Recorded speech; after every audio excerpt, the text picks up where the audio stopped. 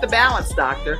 And all of our guests that come on, they're either people that have overcome some tremendous odds in their own lives as they balance this thing called life, or they're experts and they're here to share tips and strategies that will help you better balance and manage your life. Grab your virtual seats and let's get ready for some real relevant and relatable content on today's episode of The Kim Jacobs Show.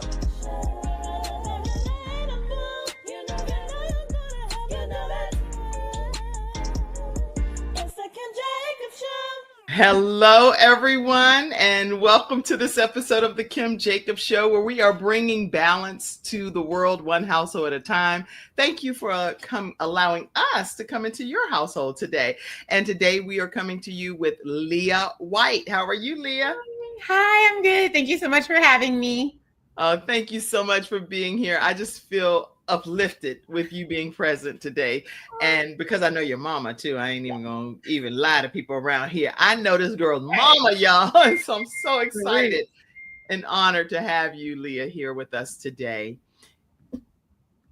And listen, all of you that are tuning in, I see y'all hopping into the studio as well from various places. Let us know where you're visiting in from as well. We'll be honored to put your comments up throughout today's broadcast.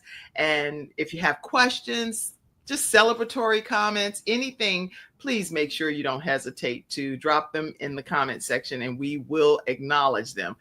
Lia White is my special guest today, and she is a proud product of the Queen City. As a graduate of Brisbane Academy, she has always believed in the power of community and the village mindset. She is a principle that drives, that's the principle that drives her passion. I need to put my glasses on here. We're going to get this right here. Okay, Lia White, a proud product of the Queen City. She's a graduate of Brisbane Academy, and she has always believed in the power of the village mindset. We're going to talk a lot about that today. A principle that has really driven her passion for service and leadership. And she's followed in someone special's footsteps. I'm not going to tell you who. I'll let her tell you. And she is also the founder of iVow, which is a nonprofit organization that's dedicated to helping character education, financial literacy, and life skill development. Now, I'm not going to read everything because then other than that, I'm telling you her whole story. But she does hold a bachelor's degree in international public relations from UNC Charlotte, right here in the Queen City of Charlotte, North Carolina. Now, I know this show airs in 140 countries, but she is a product right here where I'm located in Charlotte, North Carolina. And her journey and her degree has helped her advance really with extensive study abroad, even in all different areas: Milan, Italy, London, England, you name it. She's been, I'll let her tell you how many countries she's been around to. But I'm so glad to have you here today, Leah. I'm so grateful to be here. So we're going to go ahead and get started. And I don't want us to miss a moment because there's so many thoughts that are running through my head. Whenever I thought about the fact that you would be here today, I immediately wanted to just say thank you to this lady, which is Jerry Crooks. You all, if you've never encountered Jerry, no matter what, you could have the worst bad day. And if you are in the presence of this woman, she's going to give you this hug that makes you feel like all walls are torn down, all barriers are gone. And she connects her heart to your heart. And it's something about the way she hugs you, right, Leah? Yes, definitely. Hug from my mom is definitely top 10. Like, you can't beat it. Everybody needs to benefit from a hug from Jerry. I have my friends. They're like, I just need a hug from your mom. Right. I was wondering if it was just me because I brought some people to an event one time, Leah, and at the event, she just walked up to them and not invaded their space or anything. She asked, can I give you a hug? And they were, oh, okay, fine. Like, that's weird to just think I want a hug, right, per se. But to me, it's not weird. I hug everybody. But when I hug everybody, it does not break the barrier down like when she hugs. So she's like, no, we're not going to hug on that side. We're going to hug heart to heart. So I was like, what is this about? So we hug heart to heart. And all of a sudden, there's this synergy that happens that I feel like we're like soul connected some kind of way. And I'm like, I don't even know this lady like this, but we become best like best of friends type of thing Yeah. as a result of the love from my heart to her heart connecting. Anyway, I could Exactly. do a whole show on just the heart connection. It's the heart You come on connection. the show, the joy of many people's lives, Jerry Crooks, and share your story too, because we'd love to have you. And yeah. Yes, she could definitely come on the show. She loves to talk. She's great at that. So, and I love her sharing her word, because a lot of people don't have that joy. And something she really instilled in me was the unconditional love. And I think that's what really drove me to be such a community person, is that I realized there's so many people in our community that lack unconditional love. That's good to know that driving force really helps shape who you are today. So even being born and raised in the Charlotte, North Carolina area and being a proud product of the Queen City, what are some of the things in your upbringing that really help shape your passion that you have for serving other people? I would have to take it back to my great grandmother. She raised me probably till I was like 5 or 6. And then, yeah, she passed away when she was 107, but she was a firecracker up until her last day. Oh, I don't have a picture of your grandma. I wish I had a picture I know, of her. but yeah, she was my heart. And then my Nana, she took over. They both really took a lot of time instilling wisdom in me. My mother had Brisbane Academy, so that was her first baby. That took a lot of attention. So the village really came in and raised me. So I think seeing my mom have that unconditional love in the community, and then having my elders pour into me, really made me who I am. And that's why I think, for me, I'm like, I want to engage the youth, but I also want to engage the elders, because not to make it a racial thing, but really in the Black community, I've seen that we have lost respect for our elders. That's so unfortunate. I've witnessed people just rush into a door and then let the door close behind them, and I can see a struggling elderly person. I'm like, you know what? I'll run and open the door, but I'm thinking, what is our society coming to that would be the case? But let me provide some fair balance, because I've seen situations where I literally pulled my phone out and recorded it, because I'm seeing a young man that's lifting a lady that can't get out of her chair, and he's lifting with all his body weight to make sure that she has an easier situation. So there are some that are out here that are all about themselves, and then there are some that are like, no, I'm going to stop life and help you. Well, it's like we have to really highlight those stories. I remember I took a comm theory class at CPCC, and my professor talked about the agenda setting theory and how there's so much promotion on negative things. Right. I just had a conversation about police officers. I'm like, there's a lot of good police officers out there, but that's not what gets highlighted. So we automatically think, oh, we're enraged, but it's like, let's start highlighting the good police officers, and then maybe it will urge more people to be like, wow, there are good police officers, and it'll encourage police officers to know, like, it's an honor to carry a badge. So just really highlighting the positive things, I think, is something I really want to do. That's why I admire your show so much, because you're always speaking about positive things. I'm like, yes, we need more of this. Thank you for that. But you know what? It's funny, because now if I was talking about some raunchy stuff and who did what to whom and all of that, the ratings would be whoop right out. Yeah, girl, you be on Hulu, Netflix, and everywhere. But you talk about this Betty Crocker stuff. It's like, what? Like, no, what we're doing to make a difference in the world? What is that about? Well, even like nationally, people talk about Charlotte because of the crime. I'm like, there's a lot of good things happening in Charlotte, guys. Yeah.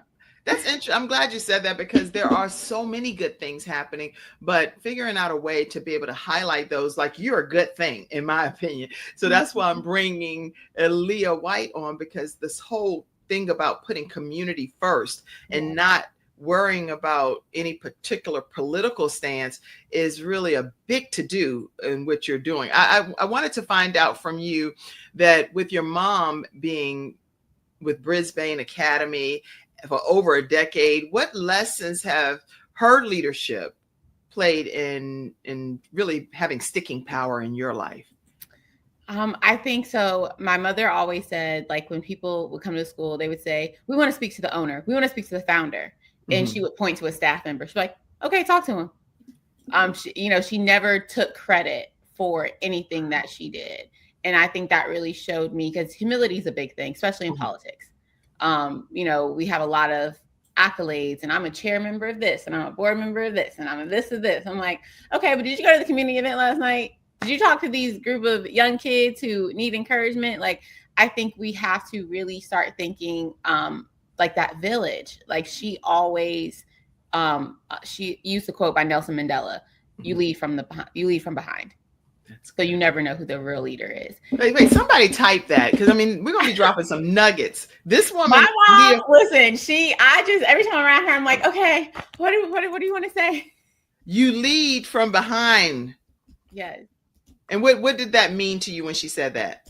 So what that meant is you are supposed to encourage other people so that way you don't always have to lead. Right. Okay.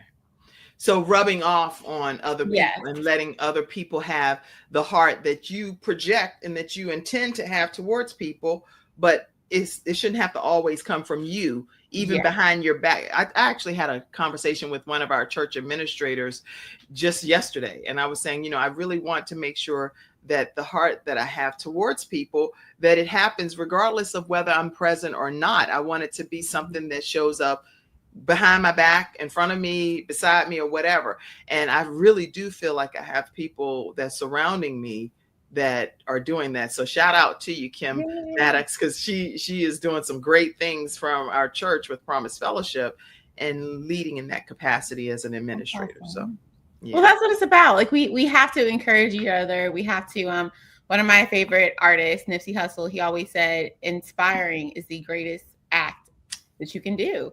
You think about like everyone's like money, but it's like I would rather inspire somebody than give them $10, because the wisdom that I can give them is going to take them way farther. I mean, they say give a man a fish, give a man a fishing rod. So which one's going to be more valuable? That's right. I'm glad that you're saying that. And so your mom inspired you by leading by example. So she's building her own legacy right while she's alive. A lot of times people, when they talk about legacy, is after the person is gone. In this case, your mom is a person, in my opinion, that is leading and rising up and building legacy right now while she's on this earth, passing the baton to you. Yes. So she can still instill that wisdom in me while she's here. So I think that's a big thing. And I always try to encourage the kids I'm with. I'm like, I want to tell you these things now. Like, you need to know this now, because I didn't know this when I was your age. And so, yeah. That's so good, Leah. I think that every young person needs to know you. I think every older person needs to know you, because we can learn a lot from people that are younger than us as well. And I've learned quite a bit just being in your presence already today. Thank you. Well, that's like a big thing I really wanted to do. And I know, like, for me, being in the community means we have our elders, we have our youth. Like, there's things that I can learn from a 5-year-old. Right. There are things that a 50-year-old can learn from a 10-year-old. There's things that a 90-year-old can learn from a 17-year-old. And when we stop thinking like that is when it's detrimental to the human race. I'm glad. See, that's why God is I believe that God gives all of us gifts and talents. And I talked about that. If you all didn't watch the program the last 2 days, where I talked about how to start your own show from scratch and really broadcasting your own business. And in that conversation, I was telling people how important it is to use all of our gifts and our talents, because all of us have a different gift than our next person that's near us. But the whole world is missing out if we don't use the gifts and the talents that we are gifted to salt the earth with. Exactly. Well, we're all put here with a purpose. So, and I think part of my purpose is helping people identify their purpose.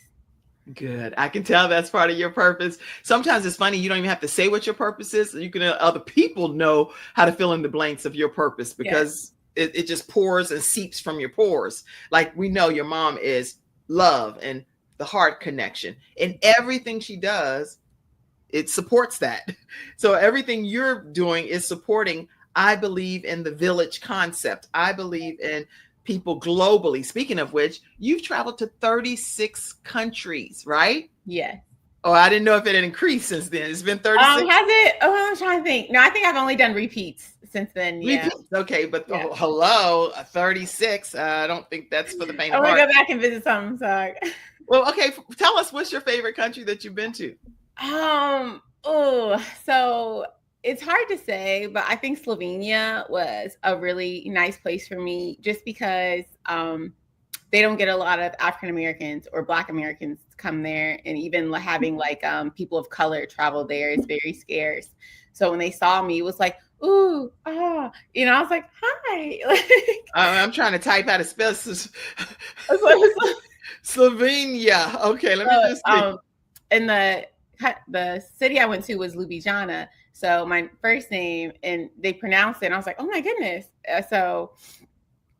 But it was just such a feeling of love. I really felt like everyone there was just, it felt so authentic. And I was coming from there. At pictures of it. Okay. Wow. Yeah. I was coming from Bulgaria, which is where I had, I won't say a bad experience, but because it is so close to Russia. And once they saw that American passport, they were like, ooh, girl. You might want to go. I was like, okay, I'm leaving. Take me to the closest country I can go to. You're like, you don't have to tell me twice. You're like, I'm out of here. I don't mind. Okay, yeah. As soon as they were like, you can't be here, I was like, okay, sorry. I'm just traveling along. Right. But yeah, I think just traveling in general, I just loved. It was like an addiction. I got to Milan, and I was so scared.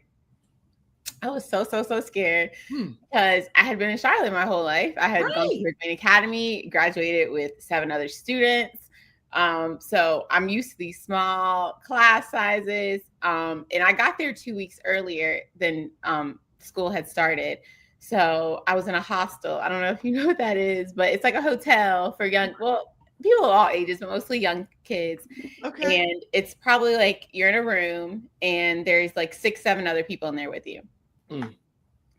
And I was just like, okay, I'm going to get through this. And I called my mom and I was like, I want to come home. I need to get out of here. What did your mom say? She was like, are you sure? Pray about it. And I was like, okay. And so I called my dad and he was like, we sent you all the way out there. You staying? Oh, so dad was not as he was like, no, you're going to be there.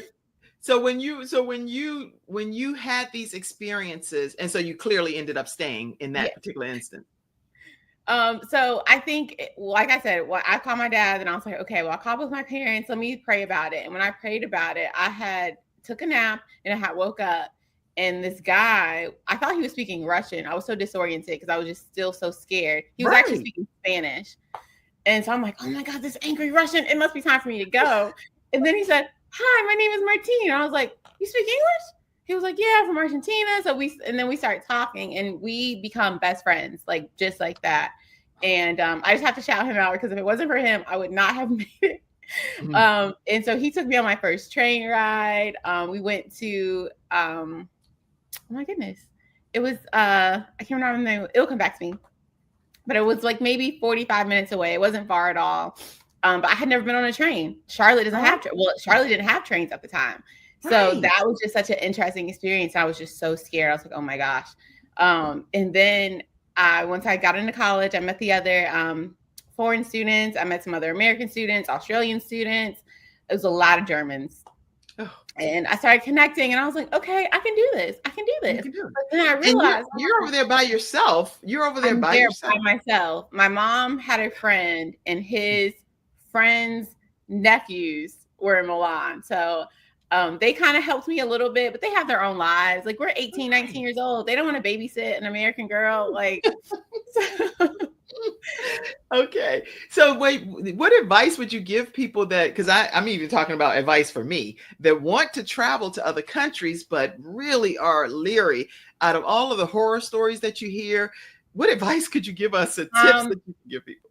I would say that wherever you go, you're going to have to be conscious. Like you can go out in Charlotte, like there's places in Charlotte. I'm like, looking over, so it's, I always tried to stay away. Cause even I think, when I was over there, people would try to send me stuff. I'm like, oh, because you can't be fearful when you travel. And I think that was the biggest thing for me, like being a young girl, looking back. Okay. There were some things I wish I would have done some more research or kind of took in consideration. I do have some stories, but I'm not going to share them.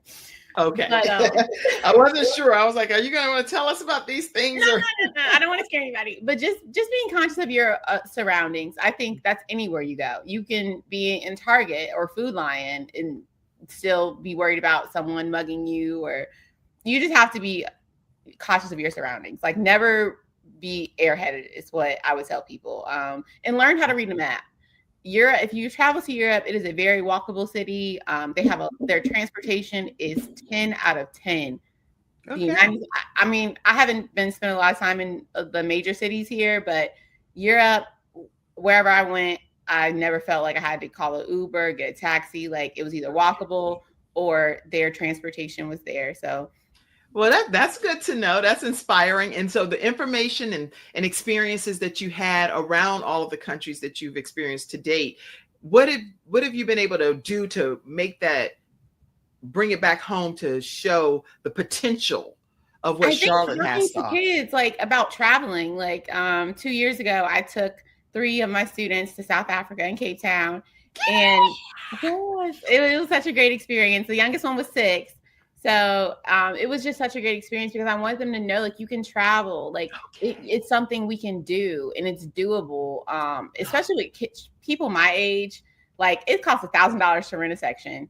That's a plane ticket. Like we really take this traveling to a different country like it's unaccessible to us, and I think that is one of my biggest passions, that I really want to take young people and children to other countries so they can be exposed to different lifestyles, because how we live in the United States is very different from how you live in Johannesburg, South Africa, or how you live in Berlin, Germany, or how you live in Milan, Italy. Like there's just so many factors, and I think it's good to be exposed to those because they're exposed to American TV. So all they see is that rah, rah, rah, rah on TV. So having, especially Black people, go to these countries and show them, like, because I'll never forget when this Italian guy, he was talking to me at a discoteca, and he was like, oh, we got into an argument. He's like, are you going to throw a drink in my face? And I was like, why would you think I was going to throw a drink in your face?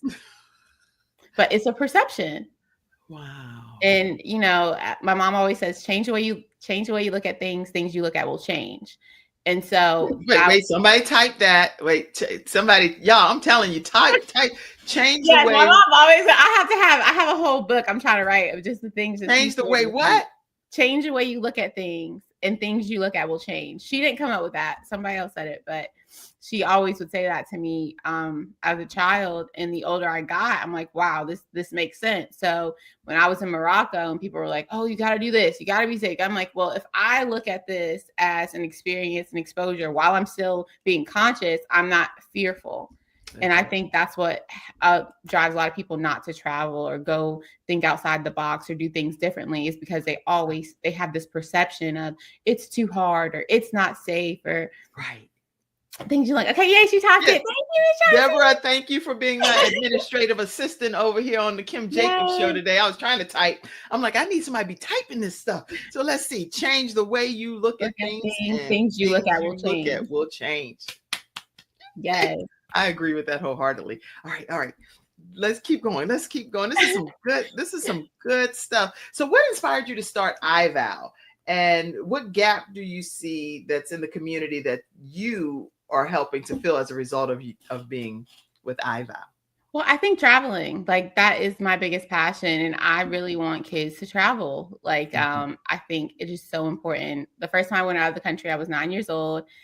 Yes, Brisbane Village. And I went to South Africa, and it completely changed my outlook on life.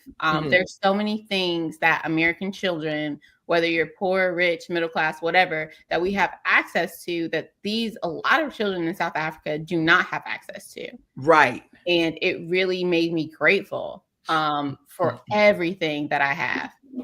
And so coming back here, it was like, wow, like, and these kids have no idea. Right. But by you exposing them, first of all, when you say taking 3 kids or however many children out of the country, how are their parents with? So the parents came too. Okay, I'm gonna say, I'm trying to figure this out. It was a group effort. Yes. Okay. You know what? I was like, I can't get off this show without hearing. Yes. That parents are sending their 6-year-old children. No. The parents came too. So it was like an experience for everybody, and I think that was so big, because the parents too got to see their children up close and personal. Like, wow, they're really considerate. They're saying please and thank you. They're asking questions. We went to Robben Island, and my 15-year-old nephew went. I think he was 14 at the time, and he was really engaged with these prisoners. Like, he was talking to them because in Robben Island, that's where Nelson Mandela was imprisoned, and the prisoners, the last prisoners, they stayed there, and so they do tours. So it's really heavy. The fact that they stayed, but because they know their purpose was to educate people on this place. And they do such a great job storytelling about it's so many people that we don't even know that happen at Robben Island. I mean, it's mind blowing. It really is. And to see these kids really indulge and want to know more about history, I was like, oh, my heart. Because really, when I was in Milan, Italy, my first semester, I was having a really hard time. I was the only Black American, and it was hard. And my I think he was my literacy teacher. I can't remember. This is a long time ago. But one of my professors, he gave me Soul on Ice. He said, read this book. And Soul on Ice is by What is it called? Soul on Ice? Soul on Ice by Eldridge Cleaver. And he was part of the Black Panther Party. And I knew about the Black Panthers, but I wasn't, I knew Bobby Seale, I knew who we knew, and that was it. Like, I didn't know the start time, how it was dismantled, any of that. And I read this book, and it just put me in a hole of like, it changed my whole perspective of what being Black meant to me. And it made me want to advocate to more people about how important it is to know your history. Because no one talks about the Black history. No one talks about, we talk about Martin Luther King, which is great. I applaud him. I'm grateful for him. Malcolm X, Rosa Parks, we close the book. That's it. See you next February. iVow, to me, I really wanted children to know how important it is to understand Black history, to know where we came from. It's not just in 1619 we came over here from slaves, but from that, so much has happened, and so many people, because even Frederick Douglass, people know what he looks like, but do you really know what he did? What he did, W. Du Bois, you know what he looks like. Do you know what he did? Right, because we hear the names, but like, we know these names, we don't know what they did, their impact, and how they really shaped Black culture. And how now I'm looking at these young kids, I'm like, so they did all of this, but you want to do this? Nah. And it's like, no, we're going to change this narrative. You're not about to misrepresent our ancestors under any circumstance. Under any circumstances. Too hard. Like Harriet Tubman said, you's going to be free or you going to die. You gonna be free. But then Harriet also said everybody can't go. And I'm realizing that. Unfortunately. So it's right. It's like a contraindication, and not contraindication, that's medical, but a contradiction, because it's like, doggone it. As much as I want everybody to be free, and I'm demanding you better listen, because we only got a limited amount of time for you to get across to safety, using all of our codes and singing, wade in the water, all of the things that we have to do to be able to be on one accord and know braid our hair so we can know which way to go. Right. But then there are some, no matter what you do, Leah, it doesn't matter. They're content. Yeah, they're okay. They're like how Moses was like, Lord have mercy, the people when he's trying to get them across the sea, and they like, look here, you could have just left us in Egypt to die. At least we'd have some food and water. Really? You'd rather die in complacency. Like, people are okay with complacency. And we look at it now, I'm like, think about, like I said, the agenda setting theory. They're saying these things, you're believing these things, and now you're just sitting at home watching the news, scared to leave your house. So iVow really stemmed for me seeing how much change there is to be in the world. I really feel like I said iVow, I named it because it's the 5 vows. Oh yes, Robben Island. I just wanted to put that up because for those people to stay back knowing that they were able to be free to go, and to stay and make that their life's mission to educate people, I just find that to be just most mesmerizing. And it's really interesting. Like I said, I think it just makes the visit so much, because I've been to South Africa a few times now, and every time I'm like, I got to go back to Robben Island.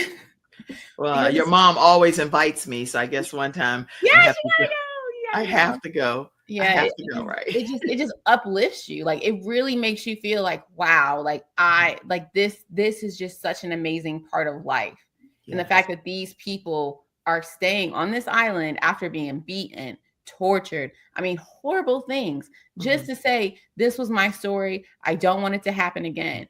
And just educating, like it's phenomenal. Like, I can't talk enough about these men. They really, like, every time I go there, I have a notebook. I'm like, okay. And then after that, how did this make you feel?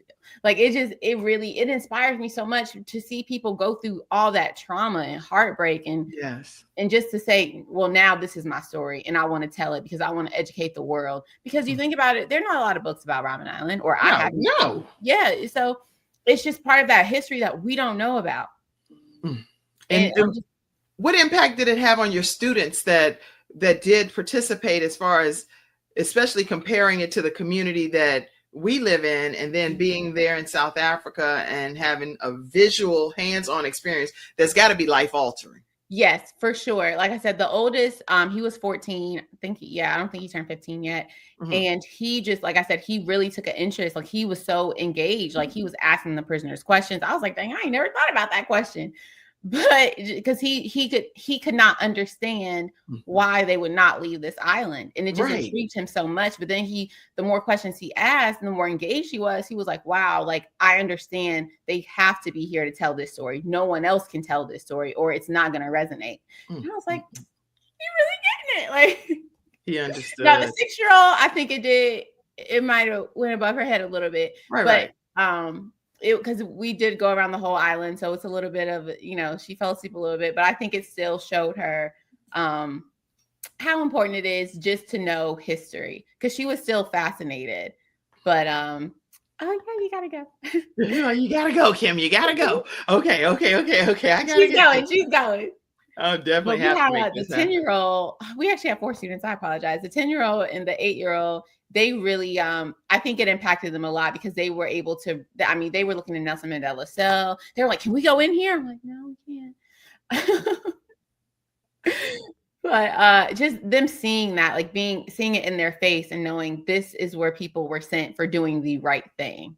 I think really kind of shifted their mindset to know, well, wow, now I have the opportunity to do the right thing, and I'm not going to get put away. Like, freedom of speech. They, understanding, like, words are powerful. You can say a lot. You have a purpose. You're meant to do something. Right. So I think it kind of gave them that, like I said, a little bit like of excitement, like, wow, like, well, if they went to prison for speaking their mind and trying to get people free and ended apartheid, what can I do? Like, it kind of made, so it's like, like, what can you do? Because now you're free. You have the right to do all. You have the resources. That's so right. It made them, like, empowered. And I think that's the biggest thing. Like, I love empowering the youth. I think is one of my biggest callings. I always want them to feel like you can do whatever you put your mind to. I have an 8-year-old. She tells me all the time, I'm going to be president of the United States. I'm like, yes, girl, you are. Like, we have to start really, like, telling our children what they can do, because on the other side of the world, they're telling them, yeah, you can do that. Yes, you can do this. All things through Christ. And I believe wholeheartedly that we can do anything that we believe. Anything. We can think it up. We can dream it up. We can believe it. We can achieve it. It is possible. The only roadblock, in my opinion, many times is ourselves. Yeah. So whole heart. It's us. And sometimes it is the people around you. Yeah. Sometimes it's the people around you that's not willing to encourage you and to say, you know what, I believe in this piece of a gift that I see in you, because we can see gifts and talents in children, but and even in young adults like yourself. When I talked with your mom about it, I was like, Leah, I don't even do stuff pertaining to political related topics, period. I just don't. I pretty much stay away from it, right? Well, I was like, well, Lia White is different, baby. She is for the people. Yes. So campaign. Like, we have to stop thinking, like, I'm seeing Paul. I grew up in a very political household on my father's side. And I always wanted to be like, why is it like this? Like, why is it always people arguing? Why is it like, what? The government's supposed to be for the people, by the people? Like, it's not making sense to me. Like, we spending tax dollars to let people argue? Right. I mean, lose friendships, I mean, you name it, it goes down. People will stop speaking to each other over some political issues. And like you even said, you don't get into politics. And that's why I was like, I want to be non-affiliated. If I have to get 1,500 signatures, knocking on doors, and only getting 4 hours of sleep a day, whatever. Right. Because it's important. I want people to know that we have to put people before politics, before a party, before whatever. Because at the end of the day, we all want the same thing. We want to go home and feel safe. We want to be able to retire and have some type of financial freedom. And we want to be able to send our kids to school and them come back and feel safe. But if we all want the same thing, how is it all these little, all these little calculations like, oh, well, I want this too, and I want this too, and I want, like, if we just look at the big picture, we all want the same thing, and we all want the same thing, no matter what our race, religion, whatever, political stance. We all just want love, peace, and happiness. In my opinion, listen, all green, love and happiness. That's all. That's all we need. I often tell people there's a God, and I'm not God's junior, so I don't know. Whatever God decides to allow to happen, that's between him and people. But anyway, okay, let's see here. I see somebody saying, Adolphus says, hey, you are truly amazing, Lia White. Y'all keep your comments coming. Y'all are very inspiring out here today. Deborah says, I'm so proud of you, Leah, for being a great representative for our culture and our youth. Thank you. I see somebody saying, oh, we love Jerry. Adi says, yes. We love Jerry. Let's see, lots of comments. If I don't get to your comment, please know that we definitely will get to it on social media some kind of way. But I just want to acknowledge South Africa is a life-changing experience for so many. Yes, for sure. Kim, you have to go. Okay, I saw that. Okay. And their experiences significantly changed their mentality. The changes they're talking about regarding the youth that attended. Changes you physically witness. That's beautiful. Yeah. Even like watching them like now, I'm like, wow, like that one trip, that 10 days really shifted how you think. It sets you apart from your peers. Mm-hmm. And that was part of the mission with iVow. Like, how can we raise money? How can we make sure these kids get their passports and are able to travel? Yes. When I came back, and at the time, I think I had maybe like 32 countries, and it was so many adults saying, I ain't never been out this country. I ain't never been out. And I'm just like, why? Mm-hmm. There's no reason you can. You have a car. Right. At some point you had enough money to say, I can spend, because it's always a financial thing. That's always, I'm just like, and that's also why I try to teach financial literacy to the kids, because that is so important, especially in these urban communities. We do not prioritize where our money goes. Mm. My mom never bought us name brand ever. And it's funny now, people are like, oh, you're in politics, you gotta put some tough skin. I'm like, man, listen, growing up and not ever wearing name brand, and my brother, we're 18 months apart, so I always got his hand-me-down. So I'm wearing like hand-me-down Shacks and Dickies. And that was pretty much the only name brand, because they sold at City Trends. I was like, please let City Trends have something that you want. Please. And Lord, please come through City Trends. Please, I'm on the clearance rack, the Rockaware. Please, I wasn't baby fat. But it really shifted, because my mom would always say, "What is that person? What have they done for you?" And I'm like, well, they sell a lot of, it's always they do this and they do that, but they are not doing anything for the community.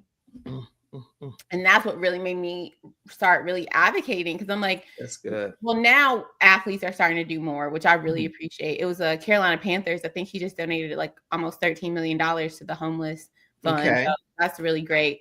But we as a community have to do better pouring back into ourselves. We look at a lot of other communities that have no problem. I mean, if you go to a hair store, it's not owned by a Black woman or a Black man. So it's like certain things we have to be like, well, how can we pour back into us? Because the people that we pour into, they don't support us. Fenty, or not Fenty, I love Rihanna. But a lot of these other name brands, they don't pour into the community. But we're spending thousands and thousands and thousands and thousands of dollars. Louis Vuitton, I think, just got their first Black model, first Black designer in the early 2010s, I believe. I might be misspeaking, but I don't think we prioritize where our money goes. And that's why with iVow, I really want to concentrate on financial literacy, like what's really important to us. And for me, traveling, like I will take a plane ticket to Bora Bora over a bag any day. Like that's good. Wow, you saying so much. I'm like over here taking notes myself. I'm like, I don't know what y'all doing, but I'm over here taking some notes, because this young lady, Lia White, is really dropping some significant knowledge, the importance of having our young people have international travel experiences, not being limited just to a city. And she is willing, obviously, to travel abroad with these children and their parents and to give them exposure. And it's life-altering experiences, especially like the Robben Island experience in South Africa. So listen, what we're going to do is we're going to just take a quick commercial break. Well, before I go to the break, I needed to also just acknowledge, because we're going to transition to but talk to us about this picture here. This beautiful This is my family, or part of my family. All of them are not pictured, but it's my dad, and then me, my brother, and then my nephew, and then my sister-in-law, and then my mom, and my bonus dad, and my grandmother. So that was us. We had a Father's Day gathering. So it was my brother's first Father's Day. Aww. We got to celebrate. Yeah, Easton was tired out. He sleep. Oh, that's awesome. This is awesome. And you can see the closeness. And I really would even like for you to speak for a brief moment about this picture, because you see there, you're with your dad, and then you see your mom and your stepdad as well, but they're all in the same picture. Talk to us about that for a minute, because that's important. A lot of times when people are divorced, then they've gone their separate ways, you will never see this picture again. Never. Yeah. And everyone, like in my family, well, in my friend family, because I have a friend family, they always say, they're like, oh, you're so lucky. Or I'm just like, I'm blessed. I'm really blessed. My parents, when they decided to part ways, it wasn't like, they always made sure, like, I'm not going to speak negative about you. You don't speak negative about me. That was the biggest thing.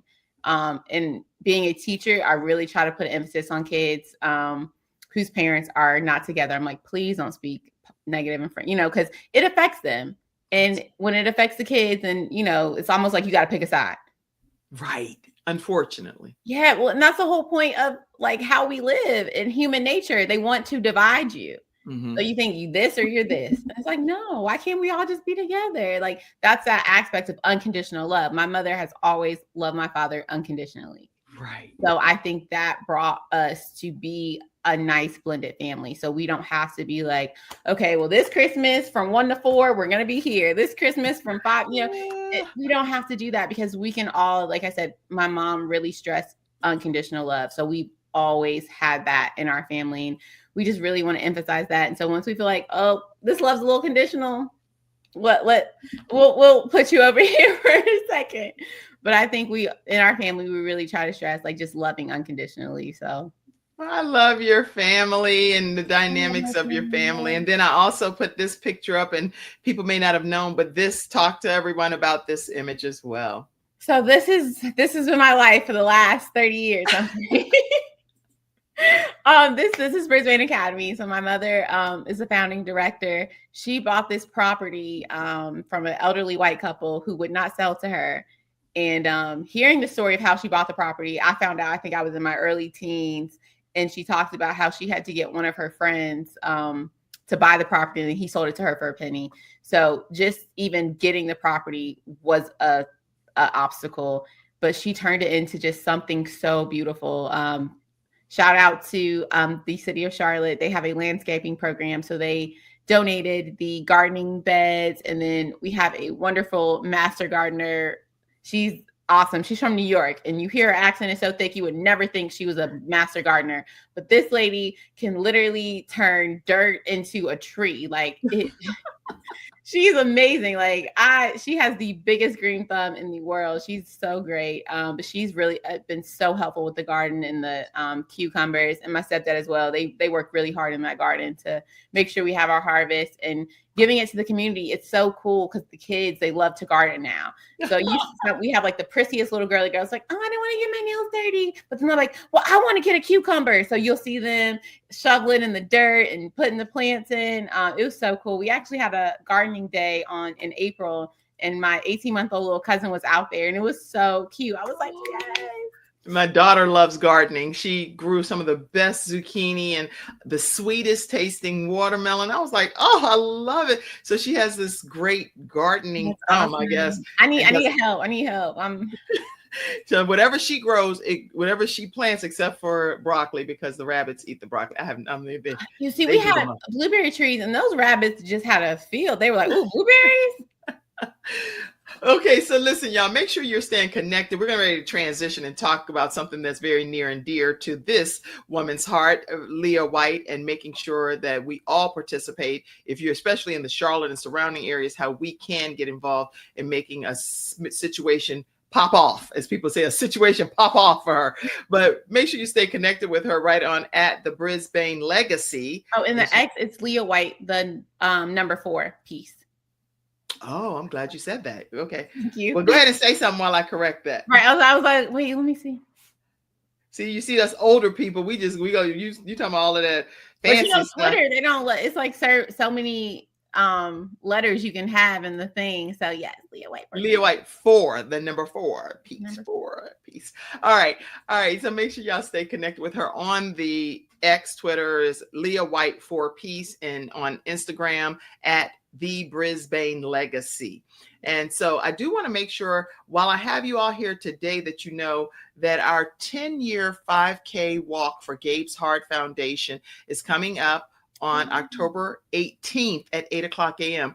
Make sure you bring students, Leah. Yes, yeah, it may be hard at 8 a.m., but they may be dragging the first hour, but they'll be okay.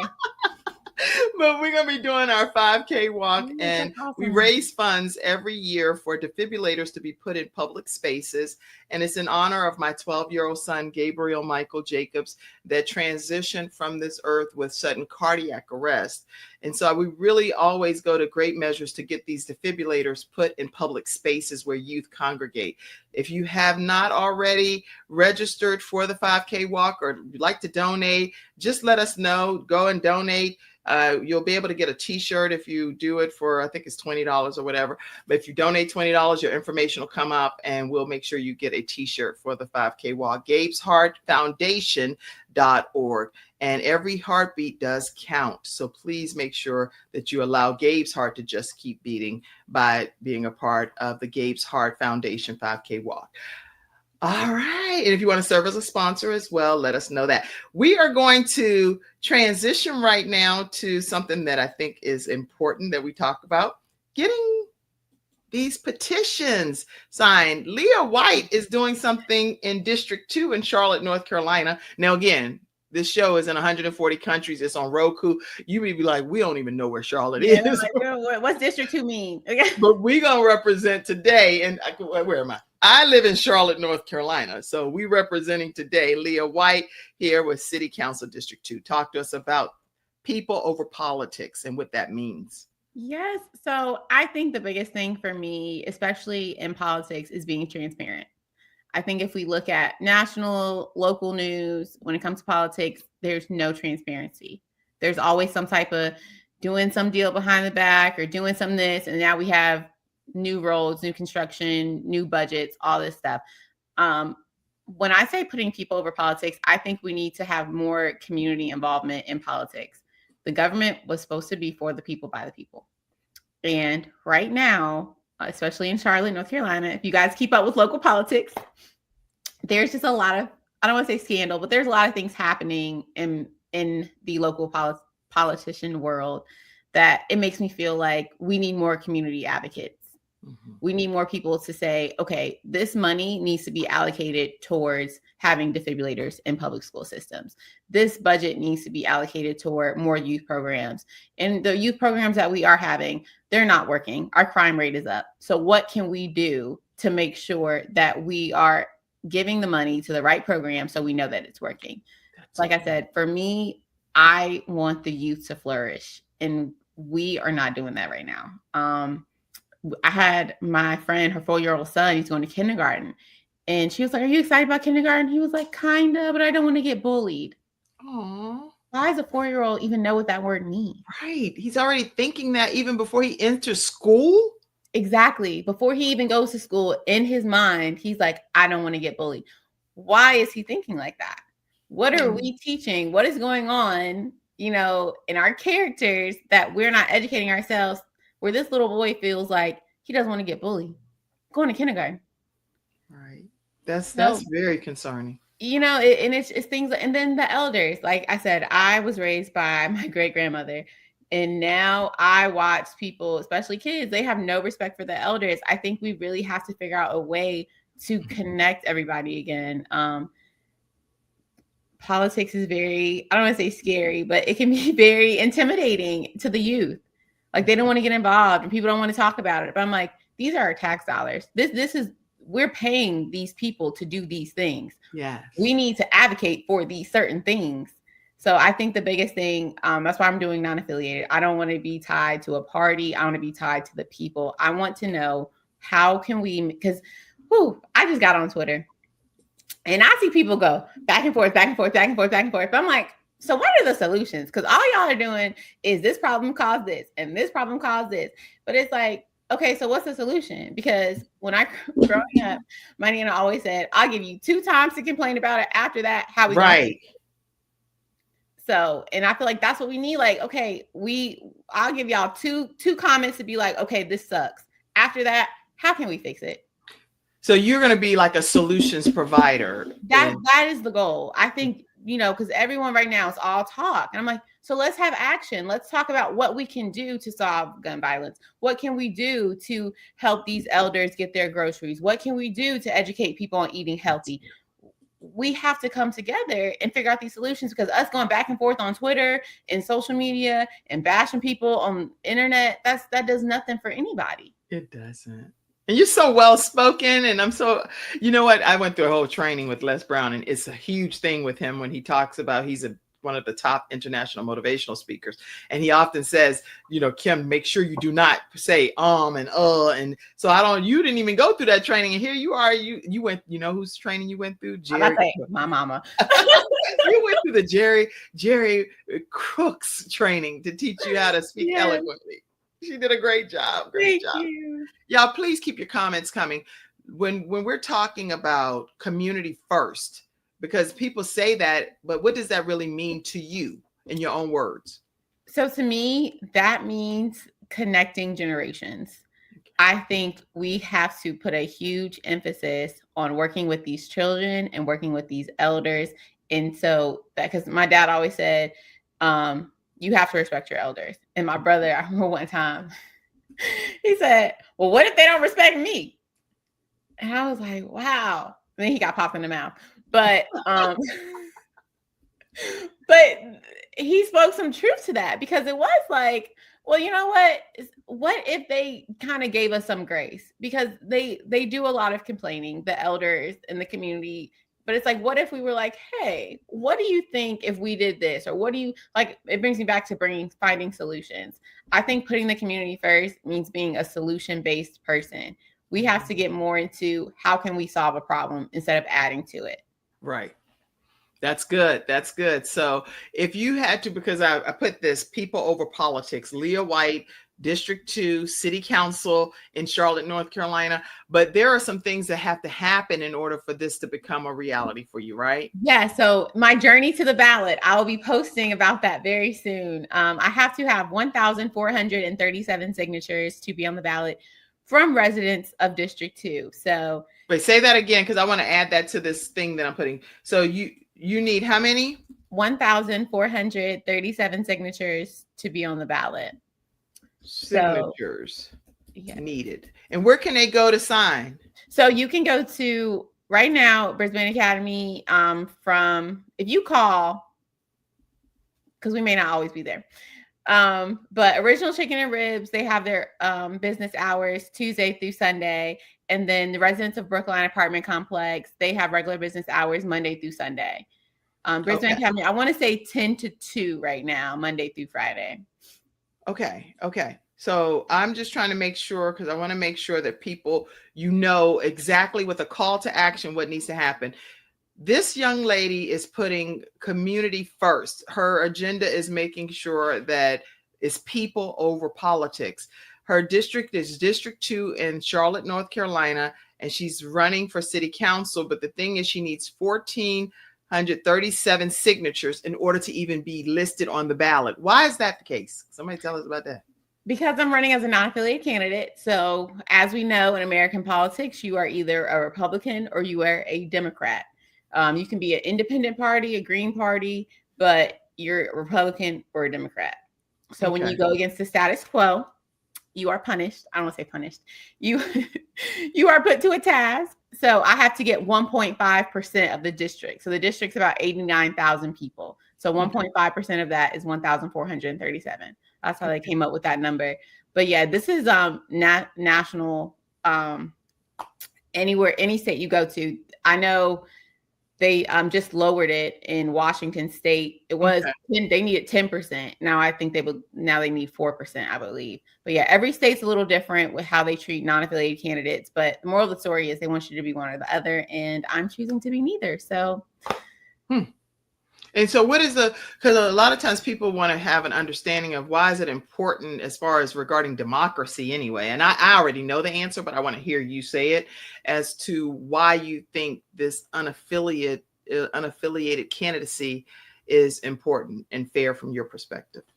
So I think it's important because I think that titles divide us. Like we always said, well, we talked about this whole show, one or this or that, but it's like saying I'm not affiliated. I am standing with the people. I'm not a Democrat. I'm not a Republican. I'm someone who I want to have the people's voice. I don't want to say, well, because this is what my party thinks, this is what I have to say. I want to say, well, in my community, in District 2, this is what we think. So this is what I want to say. And this is a whole dramatic, I can't speak. But it's a whole democratic process, having to get these signatures, knocking on doors, talking to people. That's true democracy. So having to go through this is really, it's so educational and it's so rewarding because I'm getting in the community and I'm talking to these people and really finding out what they need and what's working and what's not working. So that's good. This is good. So the message that you have for people that are going to be signing the petition and hopefully voting for you, what is the message that you want them to have from you? To be a community advocate. I'm not a politician. I'm the community advocate, and I want to work with other community advocates to have a better, safer, healthier Charlotte. I'm gonna put you over here and I want you to say it one more time because I just love that. So I'm gonna remove me and put you over here. Say it one more again, as my grandma say. Say it one more time. So to the District 2 residents, I am running as a non-affiliated candidate because I feel that we have to put the community first. I think that if we are all community advocates, we can work together to make Charlotte a healthier, safer, and better place for everybody. And don't you just believe her heart? And you know why you believe her heart? Because her mama put that love down. I'm a product of Geraldine Brisbane, and she has been in the private sector her whole life. So I think now entering the public sector, I'm seeing where her light is needed, but she knows, she can tell you firsthand, she's not into politics at all. And I love her for it because that's who she is. But I am ready to jump into it and try to spread some light into this political field because I think we need it. That's good. I 100% think I think the world needs you, regardless of whether it's in District 2 or if it's in near Robben Island in South Africa. The world needs Lia White, okay? And actually, speaking of which, you are a servant leader. That's what you've been coined as, a servant leader. What does that mean to you? And how do you really go about doing that on a daily basis? Because you practice what you preach. There's a lot of adults that are much older than you that still don't practice what they preach, but you practice what you preach. I think the biggest thing is the kids. It's so rewarding to see when I teach them, especially about Black history or teaching them just about life skills in general, like seeing how they really take it in and soak it up like a sponge. And it just makes me want to do more of that because then it makes me think, then I get really sad because I'm like, wow, I think about all the kids who aren't getting what I'm teaching them, who are getting anger, who are getting trauma, who are getting emotional damage. And I'm like, that's what they're soaking in. So when they become an adult, that's what they're pushing out. I think good. Yeah. So I think for me, being a servant of the community, anyone will tell you, I'll give you this shirt off my back. Like, I want to help people because I feel like that's why God put me here. And like I said, leading from the back always. I never want to be like, oh, she's the leader. Like, because in group projects, I never chose to be the leader. Wow. But now it's coming to the light to be able to really help shape and mold you into really ultimately what God has for you to become. Yeah. And that's going to benefit the whole world, not just City Council District 2 in Charlotte, North Carolina. That's going to benefit everybody. Well, I'm excited to spread the light with everybody, because we need more positive, kind-hearted, and they're out there, but it's like they're just like so scared to come out. They're like, oh, it's, you know. Well, I'm like, if we all spread our light, then it's going to be a light world. But I think if the more darkness that's inflicted, the more light is going to hide. But if we got to shine. So right. Shine bright like a city sitting on a hill, so that other people want to know, what must I do to serve the God that you serve? Because whatever you're doing is something right, you know? Exactly. So I'm hoping just to inspire people so we can all be on the same journey. And when people always pass, they say rest in peace. And it's like, because they say that because people aren't peaceful when they pass. So it's like to go through your whole life and not have any peace. That's sad. That's very sad. That's a waste of life, in my opinion. So please make this life on this earth a valuable experience, a memorable experience. Good. Okay. Well, I mean, I've asked a whole lot of questions. I guess I had two more things. One is, how are you balancing being a mentor, an educator, a nonprofit leader, and now a political candidate? Or I shouldn't say political, because it's a non-affiliated candidate, a community advocate, politics candidate. Tell us how you balance all of those hats. By having it merged together. I take the kids that I mentor, they go with me when I canvas. And I think it's good because it shows them like, this is something I'm passionate about doing. So I'm out here, and they're like, dang, Miss Leah, you getting ignored? Yeah. As some people are going to ignore me. Then some people will talk to me for 20 minutes and thank me and say I'm doing a great job. So I think showing them something that I want to do, and they're like seeing it, and then it encourages them to want to do it. And then them hearing about things in the community, they're more passionate about it too. They're like, wow, it is really a lot of crime in Charlotte. How can we fix it, Miss Leah? What can we do? That makes me feel so good. That's good. I mean, every parent watching the Kim Jacobs show, if you can get your child connected some kind of way to Lia White, I believe you'll have a better outcome with your child. So please make sure that you stay connected with her at the Brisbane Legacy, or at Twitter or X, which is Lia White, the number 4 piece. All right. And so when you look back many years from now, you're going to look back over your life and you're going to be like, what legacy did I actually leave here in Charlotte, North Carolina, and around the world? What are you going to be able to really say your legacy is? Like, we know your mom's legacy: heart, love, right, traveling, inspiring the world, even creating a platform for education for people to soar and become their best versions of themselves. And she's poured everything into you that she's poured into you, along with your parents, your additional parents, your dad and your stepdad and all these other people. What is your legacy going to be? Oh, it's so hard to say because I feel like I'm still creating it. But I think the biggest thing is empowering people. I love to make people feel better about themselves. Any of my friends will tell you, like, I am the number 1 hype man. I'm like, yes, girl, yes, guy, get it. You know, like I'm the biggest cheerleader because I think it is so important. A lot of people, they never talk about like their insecurities, especially they always say, check on your strong friend, right? And you think about it, it's like they're always encouraging people. Are you being encouraged? Are you being fulfilled? So I think really just empowering people to know, like, I'm proud of you. You're doing a great job. Like, some people just need to hear that. So I think, oh, hey, family. Yeah, people are like, really, Mario Black, he did like the 100 young men in the Charlotte area. Yay. And so I don't know if you know each other. That's why I tagged him. Do you know each other? I don't, but I'm going to write your name down. So you have to connect immediately today, because Mario, just so you know, I don't want to be acting like I'm having a whole separate conversation here and I'm on a live show. But this young lady is doing everything she can to raise signatures to be able to be People Over Politics party. So she's going a non-affiliated woman candidate in Charlotte, North Carolina, for City Council District 2. And I would love for the two of you to connect and help her get these signatures. You know, quite a few people in the Charlotte area. I'll be reaching out. He's very impactful. So anything that Mario Black does, he does a great job of it. And he's able to rally the troops. And hopefully other people that I tagged as well will be able to tune in and see this as well. And some people will rally to help you get those signatures. Will you do me one favor and let me know when you have the signatures? Yes, I'll call you and be like, girl, we got to celebrate. Where you at?